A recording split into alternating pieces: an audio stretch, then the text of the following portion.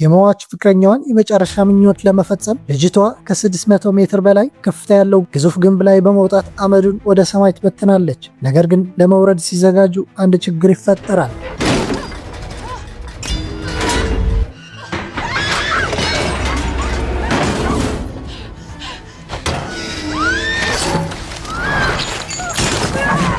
እንደ ዕድል ሆኖ ናሚ በፍጥነት በመንቀሳቀስ ሊሳ ከመውደቋ በፊት ትይዛታለች። የደህንነት ገመዱን በግንቡ ላይ በማሰር በሙሉ ኃይሏ ቀስ በቀስ ትጎትታታለች። ሊሳ ገመዱን ተጠቅማ ወደ ላይ ትወጣለች። እንደ ዕድል ሆኖ ተርፋለች።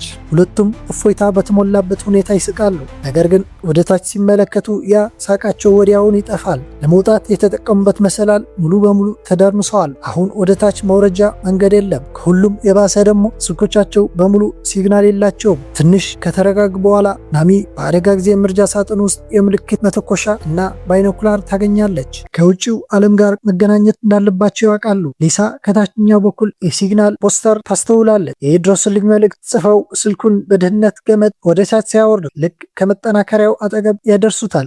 ነገር ግን ናሚ ስልኩን ወደ ላይ ስትጎትተው መልእክቱ ገና አልተላከም ነበር። እቅዱ አልተሳካም። ሌላ አማራጭ ስለሌላቸው አዲስ ሀሳብ ይሞክራሉ። ስልኩን እንዳይሰበር ለስላሳ ነገሮችን በመጨመር በጫማ ውስጥ ይከቱታል።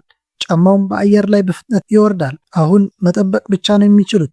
ብዙ ሳይቆይ ናሚ በባይኖኩላር በግንቡ ስር የሚንቀሳቀስ ነገር ታያለች። ሁለቱም በሙሉ ኃይላቸው ድረሱልን ብለው ይጮኻሉ። ነገር ግን በታች ያለው ሰው በስልክ እያወራ ስለነበር ምንም አልሰማም። መጮህ የማይችል ውሻ ስልኩን ያገኘዋል። ጩኸታቸውን ይሰማል። ነገር ግን ሰውየው ወዲያውኑ ይጠራዋል። ሰውየው እየራቀ ሲሄድ በግንቡ ላይ ያሉ ልጃገረዶች መደንገጥ ይጀምራሉ። ምንም ያህል ቢጮሁም ሊሰማቸው አልቻለም። ሊሳ ጫማዋን ትወረውራለች። ምንም ሊሰማቸው አልቻለም። ተስፋ በመቁረጥ ሊሳ ሌላኛው ጫማዋ ትወረውራለች። ጫማው መሰላሉን ሲመታው ድምፅ በመጨረሻ የሰውየው ትኩረት ይስባል። ምን እንደሆነ ለማየት ተመልሶ ይመጣል። ነገር ግን አንዴም ቀና ብሎ አይመለከትም። ምንም እንደሌለ ሲያይ ጫማው ወደ ጎን ጥሎት ይሄዳል። ሁለቱ ልጃገረዶች ተስፋ ይቆርጣሉ።